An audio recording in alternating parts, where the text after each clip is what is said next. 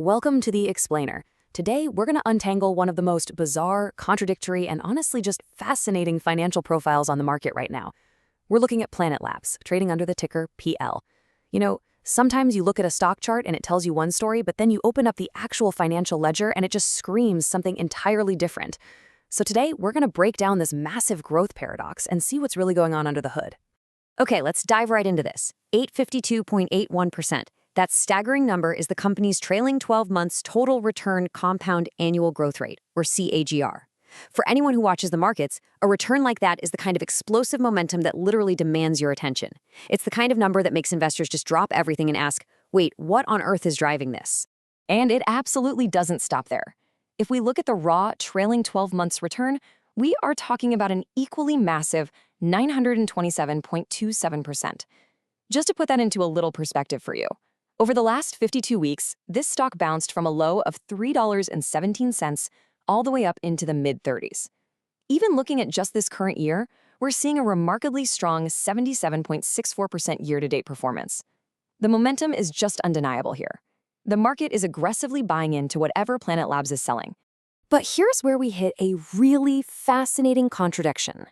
How is a company generating this kind of immense return for its shareholders while at the exact same time losing hundreds of millions of dollars? That's really the central question of our explainer today. We've got incredible market performance colliding head-on with brutal operational losses. Let's find out why. Section 1. The engine top-line revenue growth.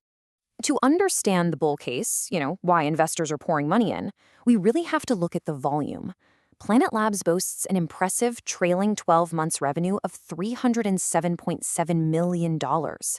This really establishes the sheer scale of their operation. They aren't just some concept company. They have actual clients paying real money for their services, generating over $250 million in sales just over the last year alone. And the momentum of those sales is undeniable. Looking at their top-line growth, we see it does fluctuate wildly depending on the time frame, but it remains incredibly powerful. Over a 5-year period, their revenue CAGR is an astonishing 72.46%. Over the last 3 years, it cooled slightly down to 17.16%, but looking at the most recent trailing 12 months, it's re-accelerating at nearly 26%. So the money is coming in faster and faster. Section 2. The cost. The profitability problem.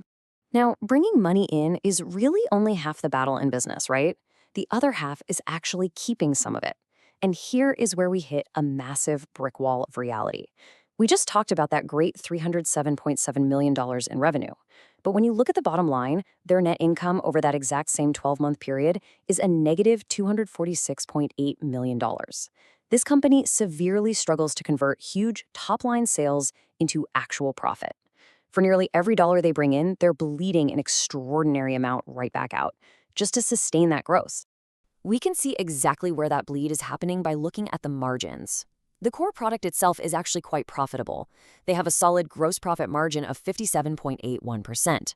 But by the time they pay for their operational costs, overhead, research, and aggressive expansion, their net profit margin falls off a complete cliff, down to negative 50.71%. So the core product works, but the corporate machine built around it is bleeding the company dry. Yet the paradox thickens. Right in the middle of losing nearly $250 million in net income, they somehow generated a positive $51.4 million in free cash flow. This is a crucial mystery in their accounting. Thanks to some complex accounting maneuvers, things like writing off the depreciation of their equipment over time rather than losing actual cash from the bank today, their free cash flow is still growing. In fact, their free cash flow CAGR over the trailing 12 months grew by 180%. It's honestly a pretty clever way to keep the lights on despite those massive net losses. Section 3. Beneath the surface, examining financial health. So, if the cash flow is surprisingly positive, but the net income is a total disaster, how stable is the actual foundation here? Well, looking at short-term liquidity, things look perfectly fine. Both their current ratio and quick ratio are comfortably sitting around 1.6, meaning they have more than enough short-term assets to cover short-term liabilities. But take a look at their debt-to-equity ratio. It's at 2.37. To put that in perspective, that's up 225% from its trailing 12-month average. They are leveraging themselves heavily to finance this aggressive growth, and for the bears out there, that rising debt load is a major, major red flag. And the cost to the shareholder is brutally apparent right here. A return on equity of negative 131.01%. This highlights the painfully negative impact this debt-heavy aggressive growth strategy is extracting from current equity holders. You are paying a steep price for that top-line revenue expansion. Section 4. Price versus reality. Making sense of valuation. So, with incredible returns, huge revenue, high debt, and deep losses, how do you actually value this stock? To set the stage, let's anchor ourselves with this number. The market has currently assigned Planet Labs a commanding valuation of over $12 billion. Keep that $12 billion market cap in the back of your head as we look at the upcoming ratios, because things are about to get very stretched. Since they don't have positive earnings, traditional metrics like the PE ratio, which currently sits at a broken negative 44, by the way, are completely useless.